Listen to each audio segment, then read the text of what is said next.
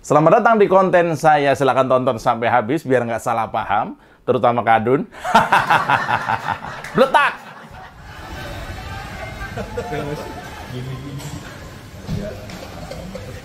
Siap ya? Siap. Hah? Gue setengah mas satu. Semping dulu masih ada. Coba. Smoking ngono tuh. Nah, kan ini mas. Ini makanan. Ayo. Kurang hampir 2 menit lah. Ya, oh belum. Sebelum dimulai ini tadi pagi ada orang Papua katanya mau buat pelabuhan sulit. Terus saya suruh nemuin Pak Presiden, saya agak sulit saja serahkan bapaknya. Oh, siap. Kamu minum. Wah, langsung dia ke Minum apa? Gubernur Jawa Tengah ini. Air putih aja. Iya, dari beberapa hari lalu Ganjar Pranowo dinyinyirin oleh Kadrun. Biasa ya, udah sering. Dibilang takut sama partai lah, dibilang ditekan sama partai lah. Ya, saya mengikuti perkembangan PDIP itu sejak logonya masih segi 5. Dan ketika telah berubah dari PDI menjadi PDI Perjuangan, lalu dipimpin oleh Bu Megawati Soekarno Putri menjadi ketua umum sampai saat ini, saya kok nggak melihat PDI Perjuangan ini partai yang menekan-nekan kadernya. Kalau penegakan disiplin memang sering terjadi, karena yang namanya organisasi ya, apalagi organisasi politik, memang harus punya sikap terkait disiplin partai. Bukan lantaran partai ini dipimpin oleh Bu Mega dan belum ganti ketua umum sampai sekarang, lantas Bu Mega menjadi otoriter, kan tidak. Tapi sebagai prosedur penegakan ADART misalnya, apalagi ADART partai, seringkali meski elit sekalipun kalau melanggar, ya kena tegur. Seperti ketika ada kelompok elit PDI Perjuangan di Senayan, mungkin maksudnya itu membuat sekedar lucu-lucuan ya. Apa yang dinamakan sebagai Dewan Kolonel, yang terdiri dari anggota DPR RI yang dikenal dekat dengan Puan. Atau biasa mereka disebut sebagai orang-orangnya Puan. Mereka pun langsung mendapat teguran keras dari Sekjen PDI Perjuangan, Hasto Kristianto. Dan bahkan melarang kelompok yang menamakan diri Dewan Kolonel itu untuk diteruskan. Apalagi terkait dukung-mendukung figur capres. Saya melihat meski dipersepsikan orang-orang bahwa beberapa orang yang membentuk Dewan Kolonel tadi itu dekat dengan Puan Maharani, tetap saja namanya disiplin partai, yaitu bahwa terkait dengan copras-capres adalah hak prerogatif Ketua Umum, yaitu Bu Megawati. Maka penegakan disiplin pun tetap dilakukan. Nah, beberapa hari lalu juga begitu, waktu Ganjar Pranowo dalam sebuah sesi wawancara dengan TV Berita 1, sempat mengucapkan kalimat yang meskipun normatif dan umum, tapi juga dianggap mengarah ke isu pencapresan. Nah, Sekjen PDI Perjuangan, Hasto Kristianto itu juga bertindak dengan cepat. Ya, DPP PDIP akhirnya menjatuhkan sanksi teguran lisan kepada Gubernur Jawa Tengah, Ganjar Pranowo, terkait dengan pernyataan siap menjadi Capres 2024. Itu juga dialami oleh F.X. Rudi, Ketua DPC PDI Perjuangan Surakarta atau Solo. Baru juga pulang dari Jakarta, juga sama, mendapat teguran, mendapat peringatan keras, apalagi beliau adalah anggota senior dari PDI Perjuangan sejak PDI masih segi 5, masih awal. Pak F.X. Rudi saja ditegur. Nah, juga Ketua Dewan Kehormatan PDI Perjuangan, Komarudin Watubun, menjelaskan pernyataan Ganjar yang waktu itu telah menimbulkan multitafsir di publik meskipun tak melanggar aturan partai. Ingat ya, Ganjar ini tidak melanggar peraturan partai. Hanya saja mungkin ketika menjawab pertanyaan soal kesiapan Ganjar Pranowo kalau misalnya diminta maju sebagai capres, dianggap tidak menyertakan kalimat bahwa sebagai kader PDI Perjuangan dirinya siap ditugaskan dimanapun. Karena hanya Ketua Umum PDIP yang berhak memberikan penugasan kepada siapapun. Misalnya begitu. Nah, dan kalau bicara soal penegakan aturan partai di PDI Perjuangan yang berjalan dengan baik, kok jadi beda soal ya, yang sama di hal yang sama ini di partai lain tuh jadi beda soal. Sebut saja misalnya Partai Demokrat. Selain dikenal memang dikuasai secara total oleh keluarga Cikeas, Partai Demokrat memang dikenal longgar dalam disiplin partai.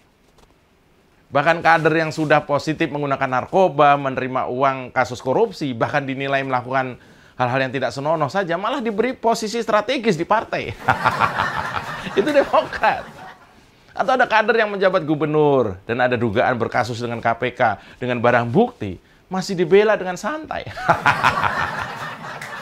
Atau Partai Nasdem yang bersikap saja tidak bisa konsisten loh. Hari ini seolah nasionalis, besok sudah mendukung figur yang dikenal sebagai praktisi politik identitas. Atau Partai Nasdem yang ternyata administrasinya amburadul sampai membuat kadernya bisa-bisanya itu 2 kali dipecat. Ya, selamat datang di Oposisi 69 FM bersama saya, Mas Supray. Tarik bambang, sedikit disenggol lapor polisi, padahal doyan nyenggol tanpa basa-basi. Orang ngebanyol kok disomasi. Oh sial, semua salah Jokowi. Ceritanya begini bos, karena dianggap nyaris melewati batas-batas keasikan berpolitik versi PDI Perjuangan, baik Ganjar maupun Pak Rudi, Efek Rudi, dan juga timnya Puan, sama-sama mendapat teguran dari DPP PDI Perjuangan. Baik Dewan Kolonel maupun Ganjar maupun Pak Efek Rudi dapat teguran dari Sekjen PDI Perjuangan Hasto Kristianto. Sama-sama dapat teguran. Jadi relawan Ganjar maupun relawan Puan, slow aja, santai. Nggak ada di sini like, dislike, nggak ada. Karena memang begitu aturan di PDI Perjuangan. Jadi relawan santai, nggak usah nyerang PDI Perjuangan. Apalagi relawannya dari mungkin Mbak Puan, santai saja. Dan saya lihat Ganjar Pranowo juga nggak ribet. Dipanggil terkait penegakan disiplin partai, ya datang. Ya karena kader, terbiasa dengan aturan dan norma politik. Ya jangan samakan dengan Anies, mana bisa dia jadi anggota partai. Loyalitasnya saja diragukan. Ya mau tidak mau kita memang memerlukan partai politik. Karena sesuai dengan undang-undang pencapresan memang hanya bisa dilakukan oleh partai politik atau gabungan parpol. Sebagai partisipan demokrasi tentu bagus dan baik kalau masyarakat ikut aktif misalnya dalam komunitas relawan capres. Hanya saja kemudian memang kita tidak bisa antipati terhadap kehadiran partai politik, tidak bisa. Sekali lagi ya karena memang sesuai peraturan perundang-undangan, partailah yang menentukan siapa yang maju untuk ikut kontestasi politik nasional di Indonesia. Kalau relawan yang jumlahnya jutaan aja nggak bisa memajukan capres sendiri dan tetap harus lewat partai, apalagi gabungan ormas terlarang, mana bisa mengusung capres? Ya, keluarga Petamburan santai ya. Seperti kemarin, baru saja ada ormas berbaju kuning-kuning yang isunya adalah sempalan dari Partai Golkar. Tapi Partai Golkar sendiri menolak, mereka itu bukan bagian dari Golkar. Entah benar entah enggak, ramai mendeklarasikan mendukung Anies. Ya sah-sah saja sih. Kesuksesan relawan zaman Pak Jokowi memeriahkan 2 hajatan pilpres, membuat banyak orang berduit ya, orang-orang kaya, berniat membuat komunitas relawan capres dadakan. Tapi tetap aja ya, ketika saatnya tiba, relawan ya hanya bagian dari tim hore. Daya dorong politik untuk pencapresan ya tetap ada di partai politik.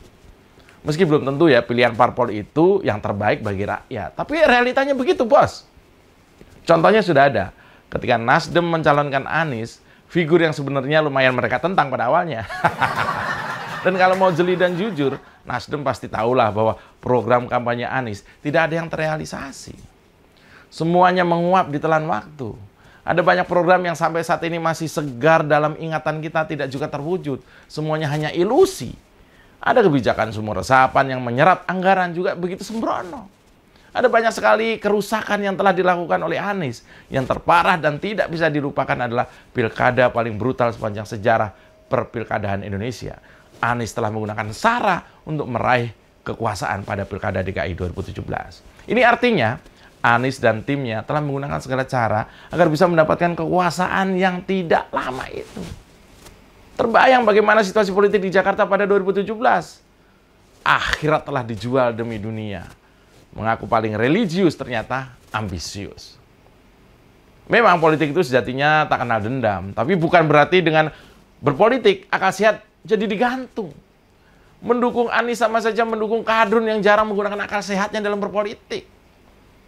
Agama atau SARA adalah mainan kadrun yang sampai sekarang masih saja diandalkan. Partai politik bisa saja salah dan tak seiring dengan keinginan rakyat, itu biasa. Tapi ya itu realita politik kita saat ini. Dengan mendukung figur seperti Anies, mungkin Nasdem atau partai lain nggak terlalu terganggu bahwa menggunakan agama sebagai alat berpolitik justru akan membuat negara jadi terbelakang. Apakah Nasdem ingin membuat negara ini terbelakang atau mundur seperti pada zaman jahiliyah? Saya rasa harusnya tidak mungkin. Ya, tiap partai punya kebijakan sendiri, semua kembali ke rakyat sebagai pemilih. Tapi saya yakin, berbeda dengan PDIP yang memang mendisiplinkan semua kadernya, saya melihat partai seperti Nasdem dan juga Demokrat terhadap kader dan keputusannya malah dibuat bulan-bulanan netizen karena ambigu dan juga lucu. Saya Mas Zuprey, salam bletak! Tarik Bambang, sedikit disenggol lapor polisi, padahal doyan nyenggol tanpa basa-basi. Orang ngebanyol, kok disomasi. Oh sial, semua salah Jokowi.